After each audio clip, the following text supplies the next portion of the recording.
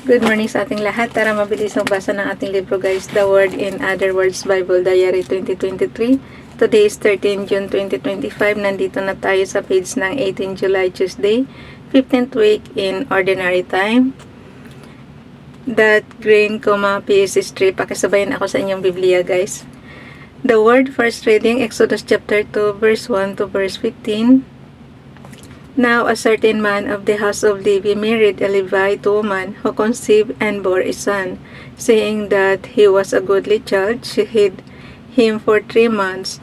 When she could hide him no longer, she took a papyrus basket, daubed it with bitumen and pitch, and putting the child in it, placed it among the reeds on the river bank. His sister stationed herself at a distance to find out what would happen to him. Parao's daughter came. Ito na yung si Moses, guys. Nakuha ng princess, yung anak ni Paraos. Parao's daughter came down to the river to bathe. While her maids walked along the river bank, noticing the basket among the reeds, she sent her handmaid to fetch it. On opening it, she looked, and lo, there was a baby boy crying.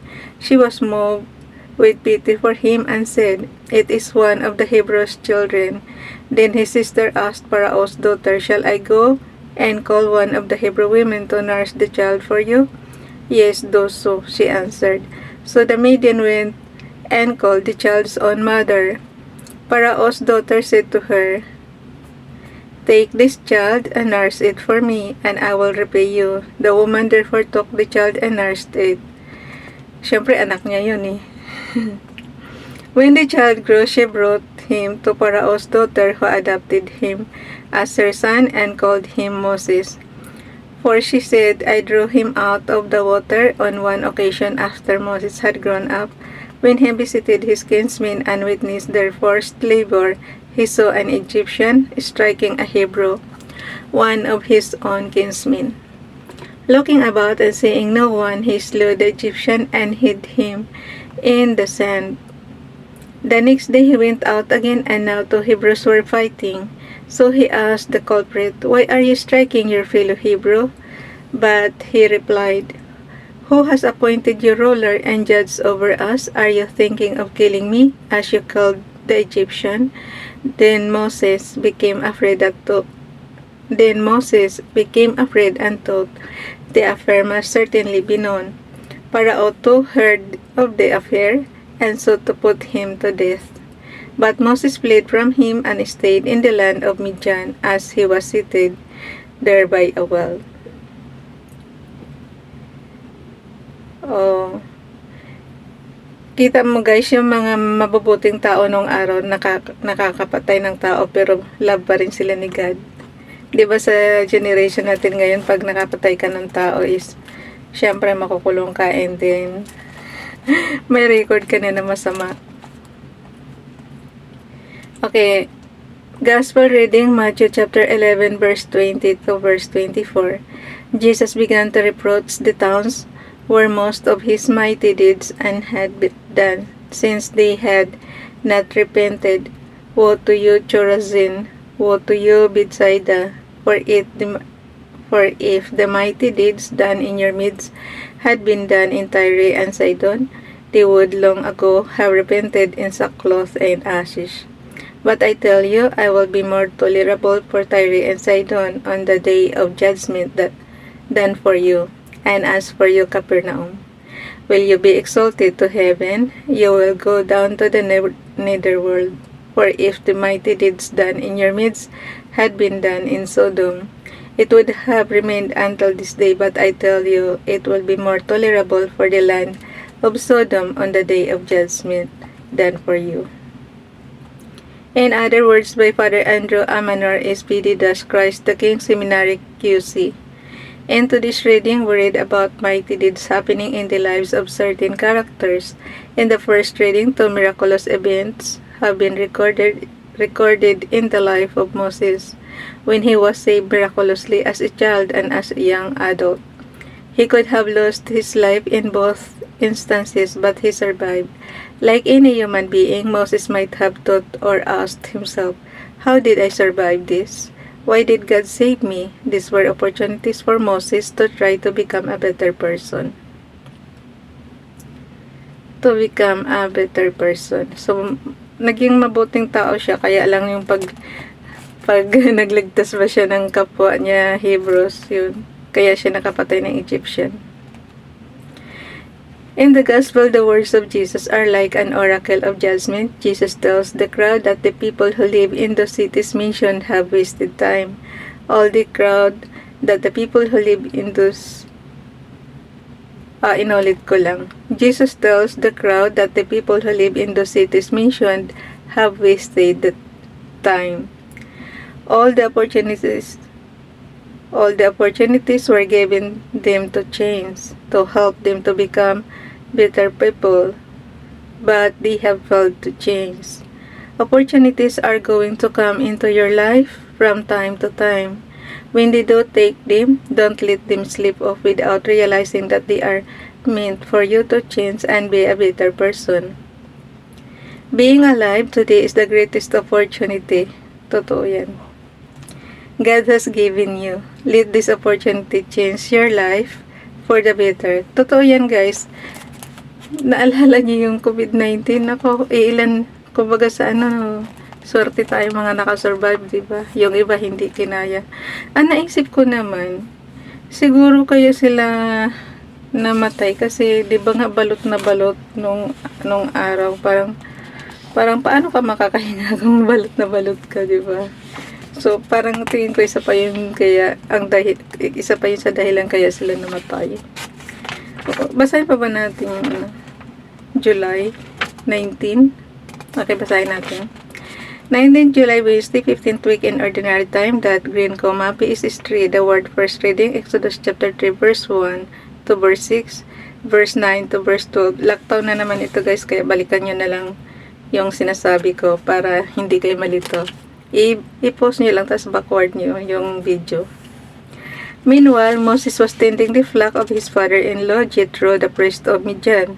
Leading the flock across the desert, he came to Horeb, the mountain of God. There an angel of the Lord appeared to him in fire flaming out of a bush. As he looked on, he was surprised to see that the bush, though on fire, was not consumed. So Moses decided, I must go over to look at this remarkable sight and see why the bush is not burned. When the Lord saw him coming over to look it more closely, God called out to him from the bush, Moses, Moses, he answered, Here I am. God said, Come no nearer, remove the sandals from your feet, for the place where you stand is holy ground. So guys, pag holy pala, magtatanggal tayo ng sandals. I am the God of your father, he continued, for the place. He continued, the God of Abraham, the God of Isaac. Okay, ganito guys. I am the God of your father. He continued, the God of Abraham, the God of Isaac, and the God of Jacob. Moses hid his face, for he was afraid to look at God. So indeed the cry of the Israelites has reached me, and I have truly noted that the Egyptians are oppressing them. Come now, I will send you to Pharaoh to lead my people, the Israelites, out of Egypt. But Moses said to God, Who am I that I should go to Pharaoh and lead the Israelites out of Egypt? He answered, I will be with you, and this shall be your proof that it is I who have sent you. When you bring my people out of Egypt, you will worship God on this very mountain. Gospel reading, Matthew chapter 11, verse 25 to verse 27. At that time, Jesus said in reply, I give praise to you, Father, Lord of heaven and earth, for although you have hidden these things from the wise and the learned, you have revealed them to the childlike. Yes, Father, such has been your gracious will. All things have been handed over to me by my Father. No one knows the Son except the Father, and no one knows the Father except the Son, and anyone to whom the Son wishes to reveal him. In other words, by Father Roger Bagaw. Ano kasi guys, BAG tapos dash AO. So, inano natin yan as Bagaw. SBD dash PHS Provincial Superior USC Cebu City. In the afternoon of November 30, 2021, Father Lord Istomo, Father Hins Coloque, and I went to the Inayawan dam site to visit our communities who are scavengers. While we were walking along the alleys, children would run toward us and shout the name of Father Hins. Father Hins, kumusta ka na? How are you, Father Hins? Full of smiles and innocence, they would take the hand of Father Hins to get blessed. There was no COVID pandemic inside the dam site. Nobody was wearing a face mask.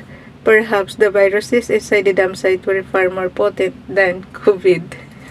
Oo nga naman, puro basura yung dam site na yun. Pero nandoon kasi yung mga junk, kaya nangangalakal yung iba doon. What struck me most was the happiness exuded by these children despite their dire situation. These children live a happy and fulfilled life despite this situation. Despite destitution. Happiness which cannot be found from the wise and the learned. This must be the wisdom that the Lord only reveals to the innocent and simple. Reflecting further, I pity those who cannot be contented with what they have and would always wish for something more. Is it not that happiness is something we experience in contentment and simplicity? Often we are blinded with ambitions and longings for what we do not have. Indeed, what satisfies the human soul is the wisdom that comes from God alone, which we already have in our hearts. Let us be reminded of the famous dictum of Saint Teresa of Avila. Let nothing disturb us. God alone suffices. This is true wisdom. Hanggang dito na lang guys. Bye everyone. God bless.